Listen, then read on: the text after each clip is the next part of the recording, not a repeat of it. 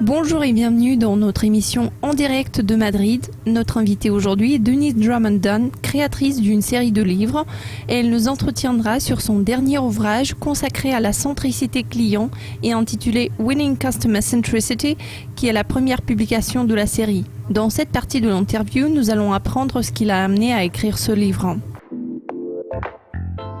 Denise Drummond-Dunn, merci de votre participation. Bonjour Elena, merci de m'avoir invitée.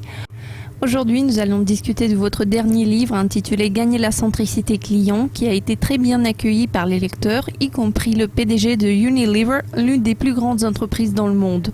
Paul Polman a dit qu'une nouvelle façon de penser que vous avez développée dans votre ouvrage était particulièrement intéressante. Quelles sont les idées les plus novatrices que les lecteurs trouveront dans ce livre ? Je me sens très heureuse et chanceuse d'avoir reçu de bons commentaires des personnes comme Paul Polman, qui a dit que ce livre était une lecture incontournable pour les marketologues d'aujourd'hui et de demain. Il a vraiment aimé ce livre. En fait, je ne pense pas que les idées de base soient très innovantes. Cet ouvrage rassemble les meilleures pratiques dans un format facile à lire. Le concept de l'orientation client n'est pas nouveau. Ce terme est déjà devenu courant, mais le problème est que la plupart des gens en parlent sans passer à l'action. Voilà ce qui m'a poussée à écrire ce livre. Qu'est-ce qui vous a amené à écrire ce livre et à qui s'adresse-t-il ? Qui est votre public cible ?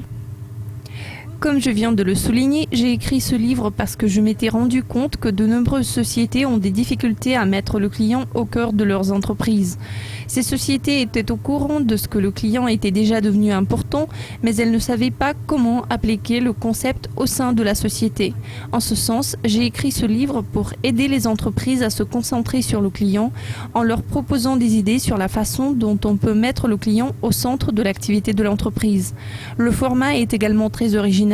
De quelle manière le contenu a-t-il été structuré et pourquoi avez-vous choisi ce format ? Si vous jetez un coup d'œil à la couverture du livre, vous verrez un dessin humoristique, ce qui est assez original pour un livre d'affaires.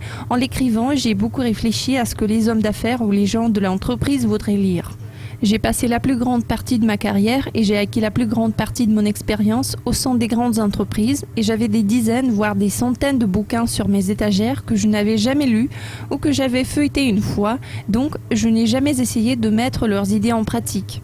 Alors j'ai pensé à ce que je voudrais lire si j'écrivais un livre pour moi-même et je suis venue à la conclusion que ce serait quelque chose de facile à lire, d'attrayant et de rapide, parce que nous avons tous beaucoup de choses à lire et malheureusement très peu de temps pour ça. Donc j'ai structuré mon ouvrage. Le livre est divisé en 50 chapitres, ça peut paraître beaucoup, mais chaque chapitre n'a que 2 pages. L'idée de base est de lire un chapitre par semaine et puis vous avez 2 semaines de vacances. Vous pouvez le lire plus vite ou plus lentement, comme vous le souhaitez. Et chaque chapitre contient une action pour une semaine. Chaque chapitre commence par une citation inspirante, parce que je trouve que les citations retiennent toute notre attention et les gens les aiment. Et puis j'ai ajouté une petite caricature pour chaque semaine. Puis les chapitres montrent au lecteur comment on peut mettre en application les objectifs et les principes donnés. Ils montrent ce qu'il faut faire et comment on peut le faire. Si vous voyez déjà quelques démarches qu'il faut entreprendre, mais vous ne savez toujours pas comment les appliquer, le livre fournit de nombreux exemples de la façon dont on peut le faire. Par conséquent, ça ne va pas prendre beaucoup de votre temps. Pour chaque chapitre, vous aurez besoin de 5 à 10 minutes et à la fin, vous serez immédiatement capable de réfléchir à la façon d'appliquer ces idées dans votre organisation. Il s'agit d'une lecture amusante, agréable, vous y trouverez des citations inspirantes et des dessins humoristiques. J'espère que les lecteurs vont apprécier cette lecture tout comme moi-même lorsque je l'écrivais. L'une des premières idées de votre livre est de mieux connaître votre client. Vous avez mentionné les grandes organisations dans lesquelles vous avez travaillé, mais les petites et moyennes entreprises peuvent-elles profiter de votre méthode, même si elles n'ont pas de budget suffisant pour investir dans la recherche ? Comment peut-on mieux connaître ses clients existants et potentiels ? C'est une très bonne question. Bien que j'ai passé toute ma vie dans les grandes entreprises, maintenant je travaille aussi comme consultante pour des petites organisations.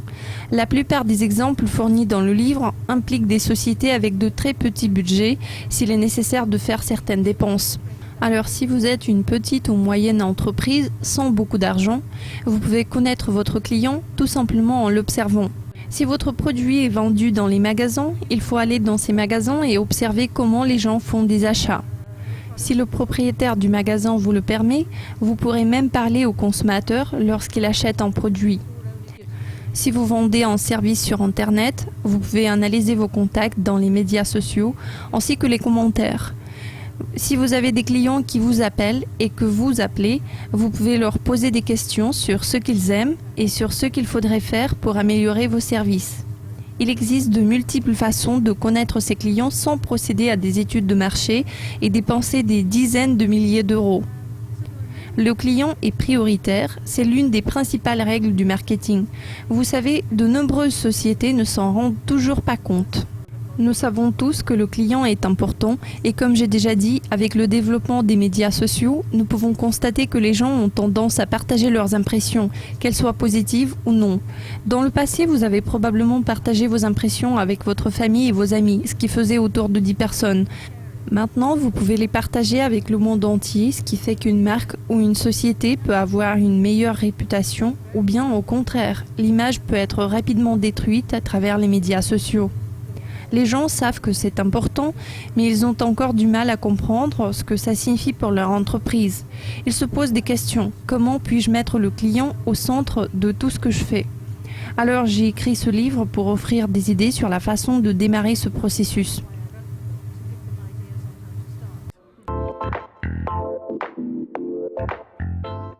C'est tout pour aujourd'hui. Merci de nous avoir regardés. Restez à l'écoute pour la deuxième partie de l'entretien avec Denise Drummond-Dunn à propos de son livre Winning Customer Centricity dans une nouvelle édition de notre émission en direct de Madrid.